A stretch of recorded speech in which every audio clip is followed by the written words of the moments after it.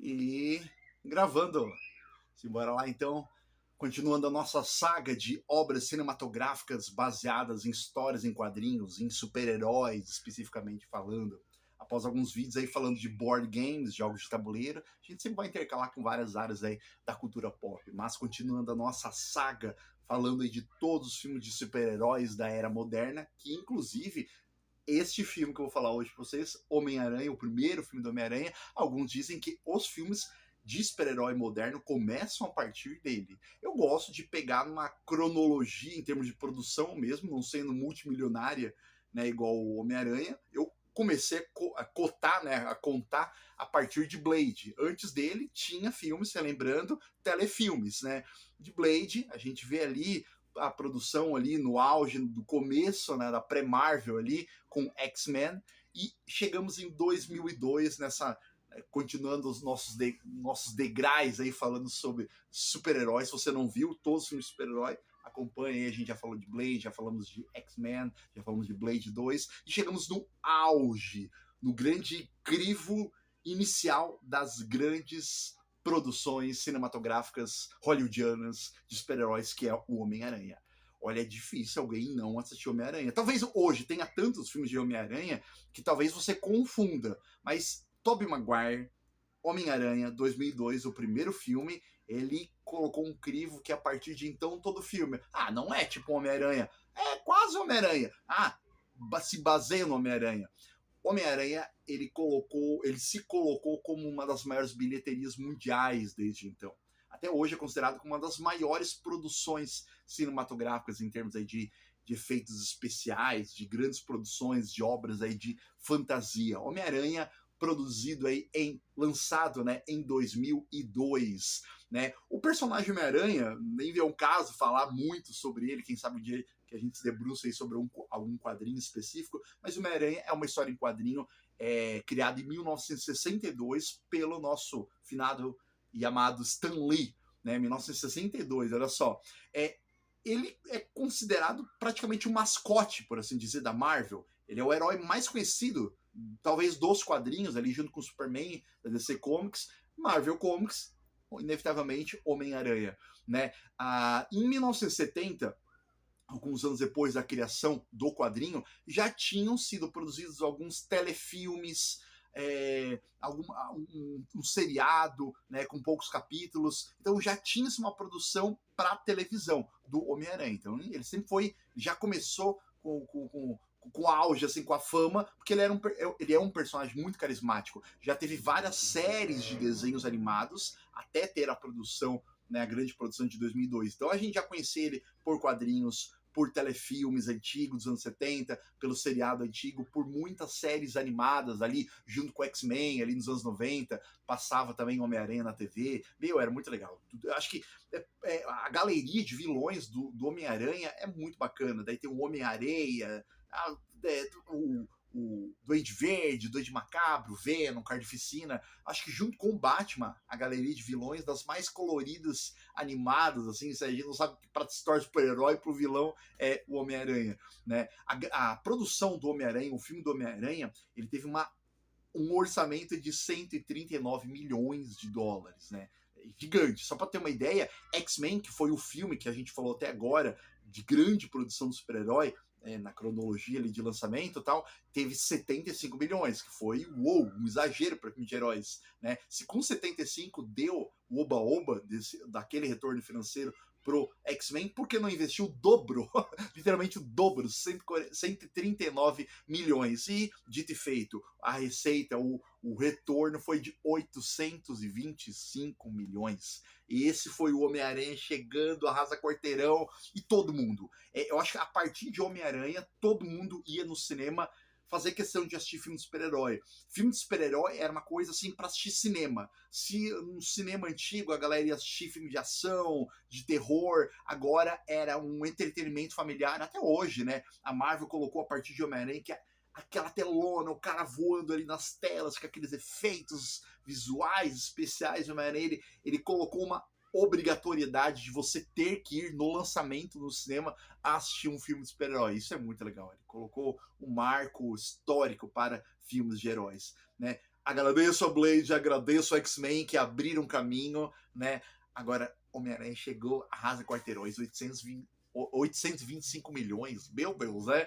Direção do filme é de Sam Raimi. Sam Raimi ele já tinha o seu histórico de diretor de cinema. Ele é um diretor de filmes de aventura e de terror, mas sempre os filmes dele sempre tem é muito bem filmado, é muito divertido, é muito animado os filmes dele. Né? Não necessariamente filme familiar, mas seja no terror ou na aventura, ele é um diretor que tem um pique, que tem um time muito legal, assim, é divertido, muito bem editado os filmes dele. Ele já tinha feito a trilogia de trash, de terror engraçado, né, Evil Dead, né, que foi de 1981 até 92, ele tinha feito a trilogia, né, aqui no Brasil saiu como A Morte do Demônio, Uma Noite Alucinante, dependendo do VHS da produção do ano de lançamento. A trilogia, então, Evil Dead já estava bem consolidada para os fãs de terror, de aventura. Em 1990, ele até ousou lançar no cinema um herói próprio chamado Darkman,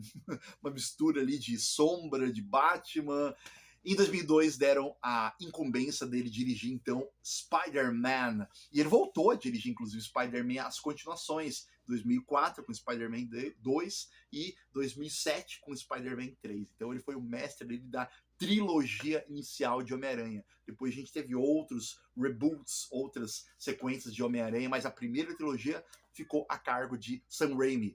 2009, eu me lembro que eu assisti um filme que ele voltou, né, a acertar a mão ali no terror, né, voltou às origens ali de terror com Arraste-me para o Inferno, um terror escatológico, literalmente infernal, né, mas sempre com alta produção, e os filmes de terror dele, até os filmes de terror dele chegam a ser divertidos, não é?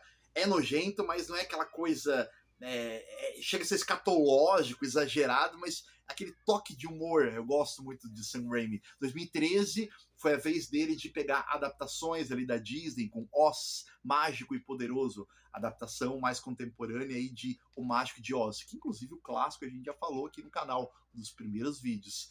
2022, Sam Raimi volta, né, com as produções de super-heróis, especificamente da Marvel Comics, com Doutor Estranho no Multiverso da Loucura, o segundo filme aí do Doutor Estranho. E a gente vai falar com certeza, vamos chegar, a gente está em 2002, até 2022 tem chão aí na nossa cronologia de análise de filmes, então ele voltou a fazer 2022, o último filme dele, com Doutor Estranho 2, bem divertido também. O roteiro do filme Homem-Aranha é um filme de origem, né? Então apresenta Peter Parker, o jovem estudante, nerd, sofre bullying no colégio e, determinada excursão, ele é picado por uma aranha radioativa que, nesta versão do filme, tem poderes conjugados de várias aranhas, por isso que ele pode pular, grudar na parede. Nessa versão, a teia sai, né, pelo pulso dele e tal, então ele ganha poderes aí de várias aranhas, né, uma aranha então radioativa que faz com que ele se torne mais confiante, mais destemido, mas com os poderes vem grandes responsabilidades, né? O tio Ben, né? Isso nem é spoiler, até porque o filme é antigo, mas o ápice do filme é quando o grande tutor dele, onde ele mora, né, com o tio dele, acaba morrendo por uma tragédia que, num efeito em cadeia, é culpa até do Peter Parker, né? E ele não tem nem chance de se desculpar devidamente com o tio, e o tio só fala Peter com grandes poderes, né? Fica isso na mente dele, né? Peter com grandes poderes vem grandes responsabilidades, né? Antes mesmo do tio dele saber que ele era Homem-Aranha, esse foi o mantra da vida do Peter Parker desde então. Eu sou pobre, eu sou nerd, eu sou um jovem, ele estava ali na adolescência, ali na juventude, no ensino médio, mas independente de ele ser ou não herói, ele teria que assumir as responsabilidades dele. Bem legal, hein? Isso é um mantra que dá para ser colocado quase como um coach na vida de todo mundo, olha só. Mas isso se torna também um mantra no sentido de que ele sempre tem que ajudar, né, independente dele se afastar talvez ali de algum familiar, de algum colégio, de algum compromisso, e aí é compromisso para a vida inteira, que a gente vai ver em todos os outros filmes do Homem-Aranha.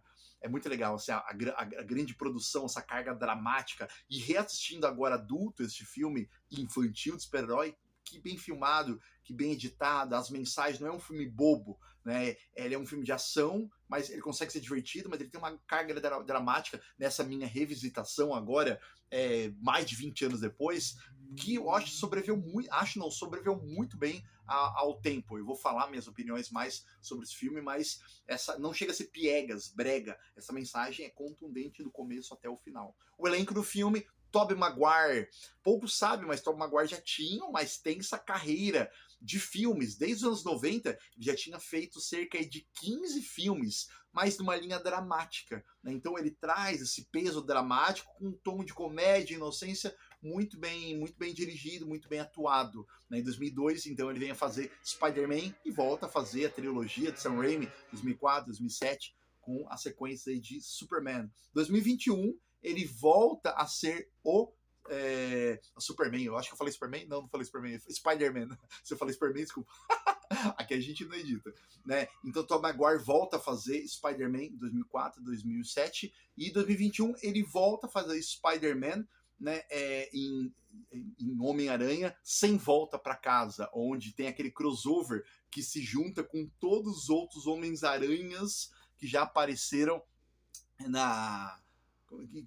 em outros filmes. É bem interessante. Willem Dafoe, acho que assim a pronúncia, vem a fazer o seu grande arqui-inimigo nesse filme, Duende Verde. Willem Dafoe é um monstro do cinema americano. Aqueles traços faciais dele, ele é tão carismático que mesmo nos papéis de vilão, ele tem uma cara assim, de vilão natural, mesmo nos papéis de vilão ele é extremamente carismático. E para o Duende Verde, aquele cara meio à la Coringa, todo esquizofrênico, né, Norman Osborn, né, ele todo aquele cientista maluco, ganancioso, não consegue. Depois de Willem Dafoe é difícil ver alguém tão bom quanto ele para fazer esse papel aí. Ele volta também a fazer participações especiais, né? Ele acaba se embatendo, acaba morrendo no primeiro filme, mas ele volta a fazer Spider-Man 2 e 3 em participações e flashbacks. 2018, né? Olha a curiosidade, ele volta a fazer um personagem de quadrinhos novamente, só que dessa vez um mentor, né? Um grande tutor, o Vulko, de Aquaman 2021, volta a fazer uma participação em Liga da Justiça, versão de Zack Snyder, também como mentor Vulko, né? Em 2021, olha só, nessa reunião de Spider-Mans, ele também, o Willem Dafoe, volta a fazer o seu papel nesse resgate de tempo e espaço aí, com Duende Verde. Kristen Dunst, nossa querida Mary Jane, vamos lá, acho que para a época ela foi uma atriz ok, ela era uma atriz bonita, era uma atriz em voga, ela tinha feito ali papéis ali, clássicos de fantasia, de Mandy, Entrevista com o Vampiro, e agora ela estava no auge ali da juventude, né, com seu papel de Mary Jane, que levaria para a vida, no sentido de que a personagem de Mary Jane, inevitavelmente a gente pensa nela. Eu acho que é um personagem que não exige muito, né? Então ela tem aquele coração partido, porque ela tem um namorado, mas tá flertando com a Homem-Aranha, mas tem uma pena do Peter Parker, aquele coração múltiplo, triplo, quádruplo.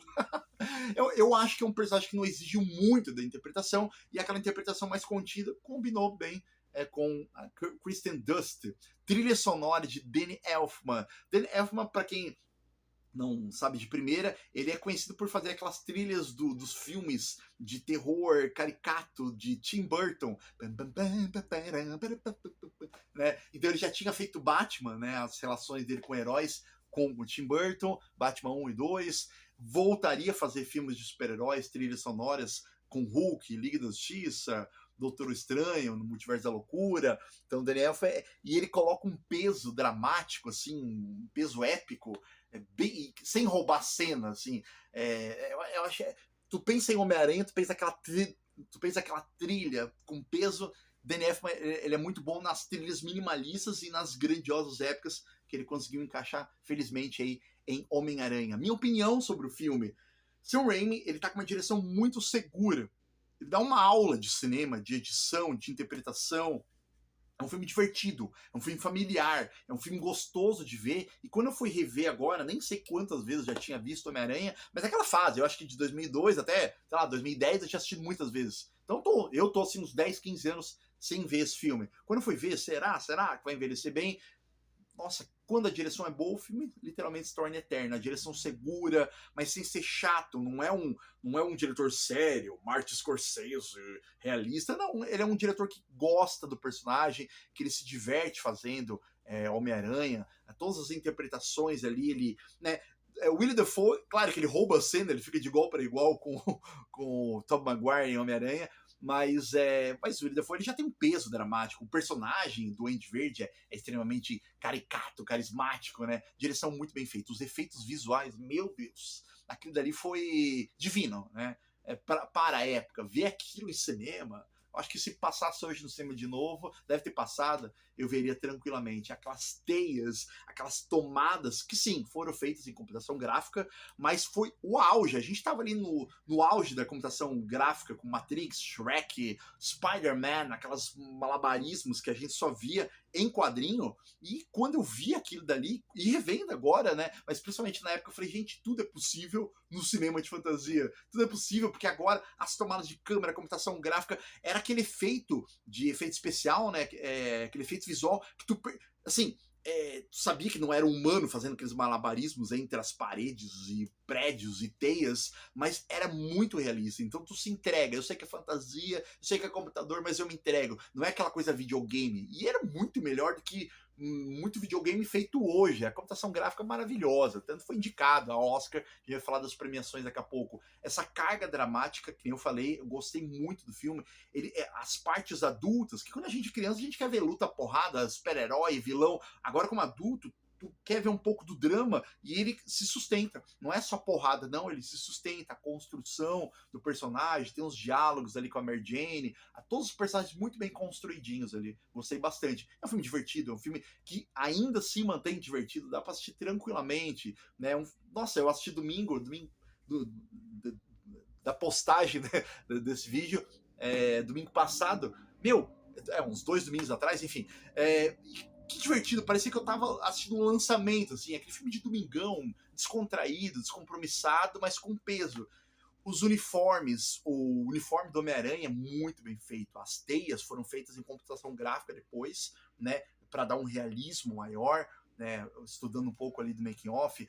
Alguns até reclamaram porque a cabeça do Duende Verde não era um duende de verdade, né? E na hora decidiram fazer aquela releitura mais moderna, né, pré-Batman Begins, né, daquele realismo, com uma cabeça de uma espécie de uma máquina, de um capacete em formato de duende.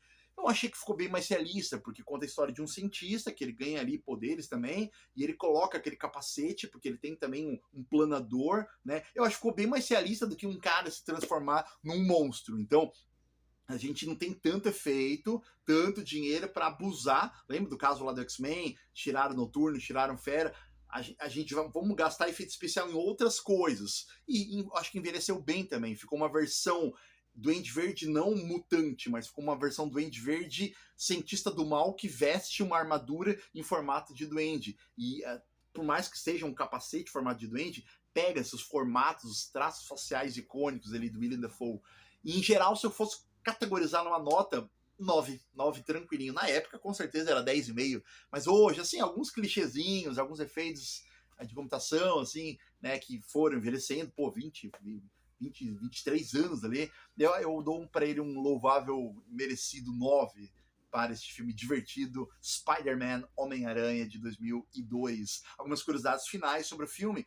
Ele foi indicado a 2 Oscars, olha só, o primeiro filme praticamente aí de super-herói a ser indicado a Oscar, né? Então a galera ali da Academia de Artes ali de cinema, olha, pô, não, pau, né? Ganhou não, foi indicado, né? Foi indicado a 2 Oscars. Melhor som, né, gravação de som, né, perdeu para Chicago, o musical Chicago, que a gente também já falou sobre esse filme aqui no canal. Outra indicação que ele foi, né, outro prêmio que ele foi indicado é os efeitos especiais, né, na época efeitos especiais, hoje efeitos visuais.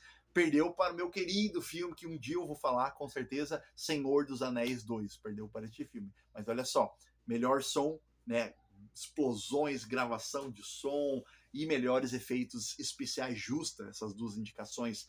Homem-Aranha, ele fecha o ano de 2002, né? Então, a gente fecha o ano de 2002 com 2 filmes de super-herói grandes, assim, no mesmo ano. Blade 2, que a gente já falou no canal, e Spider-Man 2. Agora você imagina um adolescente na época ali, no ensino médio, segundo ano, terminando o ano ali com com 2 filmes ali de heróis, a continuação Blade 2 e Spider-Man, que legal, né? Na realidade, 2002 foi um ano muito, muito bom para quem era nerd, geek, quem era adolescente. Foi o ano da cultura pop, foi o ano das sequências. Acompanha comigo quantos filmes, quantas sequências, coincidentemente, quantas sequências foram lançadas no cinema. Blade 2, Senhor dos Anéis 2, Harry Potter 2, Star Wars Episódio 2, MIB Homens de Preto 2. Então era um ano ali que só vamos jogar sequências de altas produções. E ali no meio, encabeçando tudo ali, Homem-Aranha. Foi um ótimo ano. Eu me lembro como se fosse ontem, assim, eu no segundo ano do ensino médio, só aproveitando aquilo, indo no cinema, alugando VHS, indo na casa dos amiguinhos ricos assistir DVD, foi uma loucura. Foi muito bom, uma época muito boa, que sobrevive até hoje aí, com grandes feitos no cinema, na cultura pop. Homem-Aranha, para a gente fechar, ele volta a ter um reboot, ele volta a ter novas origens, novas produções, né, em 2012, com o espetacular Homem-Aranha, em breve a gente vai falar sobre, e em 2017, também já nas produções da Marvel Studios, volta também tem um novo reboot, um novo reinício com De Volta ao Lar. Fechamos então 2002 com Blade 2 e Spider-Man aqui neste vídeo. Para o próximo, um ousado, no meio de tanta grande produção, um ousado filme de super-herói, mas, como a gente vai falar de todos, né? Será que ele sobreviveu? Como que ele se comportou diante de tantos gigantes? Demolidor, Ben Affleck. Como que esse filme seria visto hoje? Eu revi ele, já tô com ele na ponta da língua, mas não perca o próximo vídeo, a gente vai falar sobre ele, beleza? Galera, grande abraço, tchau, tchau.